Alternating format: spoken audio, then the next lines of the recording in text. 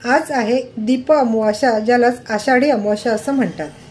तर आज काय होतं की जो आपला हिंदू मराठी महिना आषाढ आहे तो संपतो व श्रावण महिना चालू होतो। म्हणूनच या अमावास्याला आषाढी अमावास्या किंवा दीप अमावास्या असं म्हटलं जातं। तर काही लोक या अमावास्येला चुकीच्या पद्धतीने साजरी करतात, म्हणजे याला गटारी अमावास्या म्हणून साजरी करतात।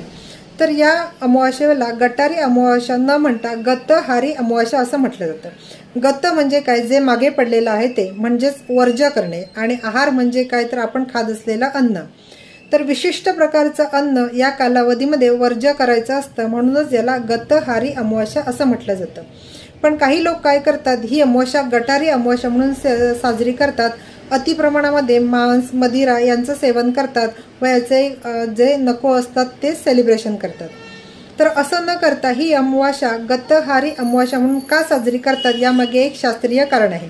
इथे विज्ञानाची शास्त्राशी अतिशय उत्तम प्रमाणे सांगड घातलेली आहे। तर काय होतं की आषाढ महिन्यामध्ये भरपूर पाऊस पडलेला असतो, श्रावणामध्येही पाऊस चालू असतो। ह्याच्यामुळे काय होतं की पृथ्वीवरचं जे हवामान आहे ते थंड असतं, हवेमध्ये ओलसरपणा असतो आणि सूर्याची किरणं ही खूप क्वचित पृथ्वीवर येत असतात। त्यामुळे काय होतं की सर्वत्र रोगराई पसरलेली असते। अशा हवामानामध्ये जर तुम्ही जड आहार सेवन केलात, मांसाहार सेवन केलात, तर काय होतं की तुमची तब्येत ही बिघडू लागते, कारण अशा हवामानामध्ये जड अन्न शरीराला पचन होत नाही।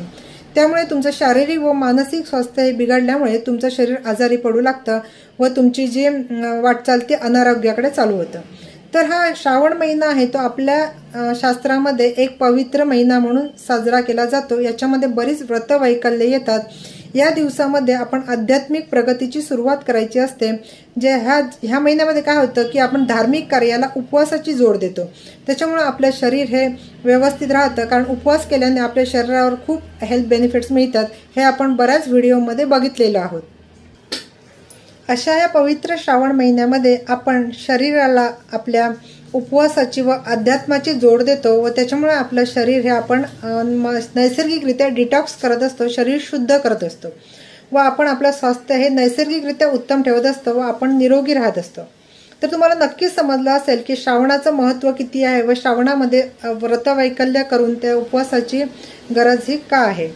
तर तुम्ही पण ही अमावास्या आहे ती गटारी अमावास्या म्हणून साजरी न करता गतहारी अमावास्या म्हणून साजरी करा। तुमच्या जी आध्यात्मिक प्रगती आहे त्या प्रगतीकडे या दिवसापासून वाटचाल चालू करा, म्हणजेच तुम्हाला मानसिक व शारीरिक दोन्ही स्वास्थ्य तुमची उत्तम प्रमाणे लाभतील व तुमचं आरोग्य हे नैसर्गिकरित्या अबाधित राहण्यासाठी मदत होणार आहे।